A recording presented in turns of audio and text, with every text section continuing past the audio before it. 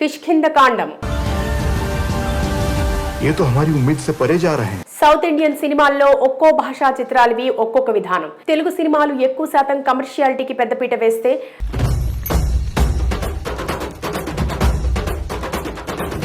తమిళ సినిమాలు కమర్షియాలిటీతో పాటు అప్పుడప్పుడు కథాబలం ఉన్న చిత్రాలు తీస్తుంటారు. ఇక మల్లీవుడ్ మలయాళ చిత్రాల విషయానికి వస్తే వారికి తెలిసిందల్లా కథాబలం ఉన్న అద్భుతమైన కథనాలను కళ్లకు కట్టినట్టు చూపించడమే.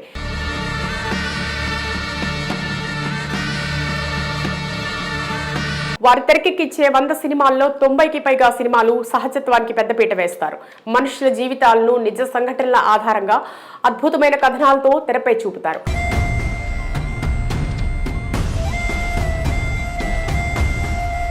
అందుకే మలయాళ సినిమాలకు భారతీయ సినిమాల్లో ప్రత్యేక గుర్తింపు ఉండడంలో ఎలాంటి సందేహమూ లేదు.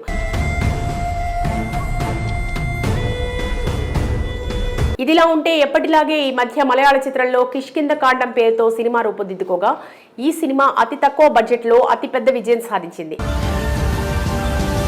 ये तो हमारी उम्मीद से परे जा रहे हैं. అంటే 7 కోట్లు బడ్జెట్ ఖర్చు పెడితే 75 కోట్ల కలెక్షన్స్ సాధించి టాప్ 10 మలయాళ చిత్రాల్లో తన సత్తా నిరూపించింది. ఇప్పుడు ఈ చిత్రాన్ని తెలుగు హాట్ స్టార్ ఓటీటీలోకి తీసుకొస్తే తెలుగులో కూడా మంచి రెస్పాన్స్ సాధిస్తుంది. हेलो, मुझे एग्जैक्ट लोकेशन बताइए. अजय भैया.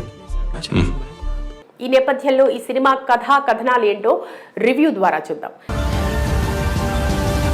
ముందుగా సినిమా కథ విషయానికి వస్తే ఫారెస్ట్ ప్రాంతానికి ఆనుకొని ఉన్న గ్రామంలో ఆర్మీలో పనిచేసిన అప్పు పిళ్ళై విజయ్ రాఘవన్ తన కొడుకు అజయ్ చంద్ర ఆసిఫ్ అలీ కోడలు ప్రవీణ వైష్ణవిరాజ్ మనవడు చాచు ఆరవ్తో కలిసి నివసిస్తూ ఉంటారు.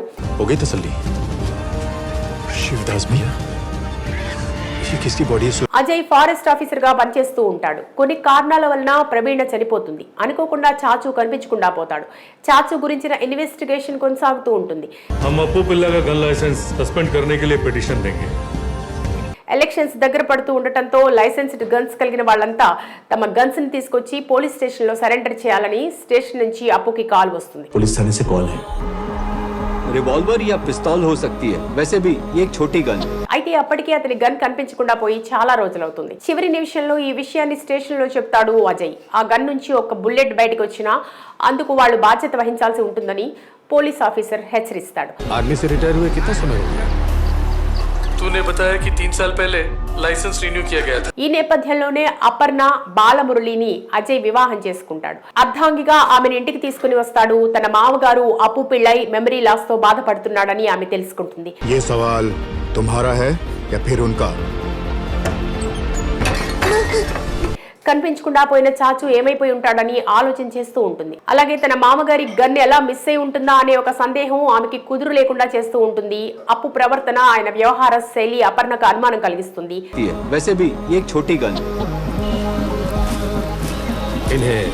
గన్ మాయం కావడానికి చాచు కనిపించకుండా పోవడానికి వెనుక అప్పు పిళ్ళై హస్తం ఉండొచ్చని భావిస్తుంది.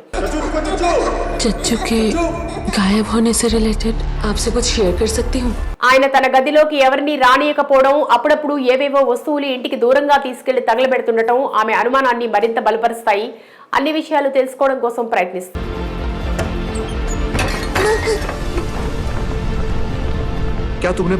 మరి ఇదంతా తెలుసుకుని ఆమె ఏం చేస్తుంది? ఆమె అన్వేషణలో ఎలాంటి నిజాలు తెలుస్తాయి? కొడుకు చాచు మళ్ళీ వస్తాడా రాడా అనేది మిగతా కథ. आपसे कुछ शेयर कर सकती हूँ, बस मेरे डाउट्स हैं. ఇక సినిమా గురించి విశ్లేషించుకుంటే కథ, అందులోని పాత్రలే కీలకంగా మలయాళ దర్శకులు సినిమాలను ఆవిష్కరిస్తూ ఉంటారు. और किसी चीज को ऐसे जला हुआ देखा है? ఆసిఫ్ అలీ రెండో వివాహం చేసుకోవడం, అప్పు పిళ్ళై తుపాకీ కనపడకుండా పోవడం అనే 2 ఇంట్రెస్టింగ్ ఎలిమెంట్స్ ఆరంభ సన్నివేశాల్లో చూపించి ప్రేక్షకుడిని ఆసక్తికరంగా ఉంచాడు దర్శకుడు. ఒకసారి ఆ ప్రపంచంలోకి వెళ్లిన తర్వాత సన్నివేశాలు నెమ్మదిగా సాగుతున్నా ప్రేక్షకుడి ప్రయాణం మాత్రం కథ నుంచి బయటికి పోకుండా చివరి వరకు కొనసాగుతుంది.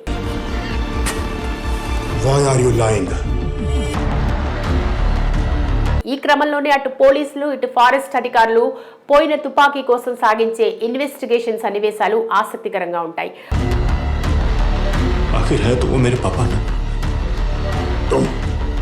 అప్పు పిళ్ళై 2 ఏళ్ల క్రితం అమ్మేసిన స్థలంలో కోతికి సంబంధించిన అస్థిపంజరం కనబడటంతో కథ కీలక మలుపు తిరుగుతుంది.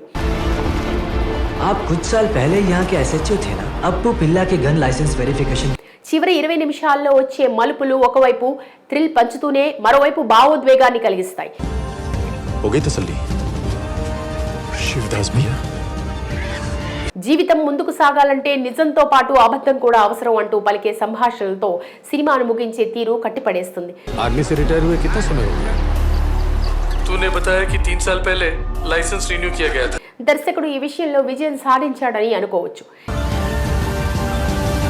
ఇక తెరపై ఎక్కడా కూడా మనకు ఆ నటీనటులు కనిపించరు. అజయ్ చంద్రన్, అపర్ణ, అప్పు పిళ్ళై పాత్రలే కనిపిస్తాయి. ఆ పాత్రల్లో ఆసిఫ్ అలీ, అపర్ణ బాలమురళి, విజయ్ రాఘవన్ నిమిడిపోయారు. ముఖ్యంగా మతిమరుపు కలిగిన వ్యక్తిగా విజయ్ రాఘవన్ తన నటనతో మరింత థ్రిల్ పెంచారు. మిగిలిన వాళ్లు తమ పరిధి మేరకు నటించారు. तुम्हारा है या फिर उनका? సాంకేతికంగా సినిమాటోగ్రఫీ, మ్యూజిక్, ఆర్ట్ డిజైనింగ్ సినిమాలో అన్ని అంశాలు బాగున్నాయి. हो गई तसल्ली शिवदास भैया. మొత్తంగా సస్పెన్స్ థ్రిల్లర్ చూడాలనుకునే వారికి ఈ సినిమా ఉత్కంఠను కలిగిస్తుందని, అలరిస్తుందని చెప్పొచ్చు.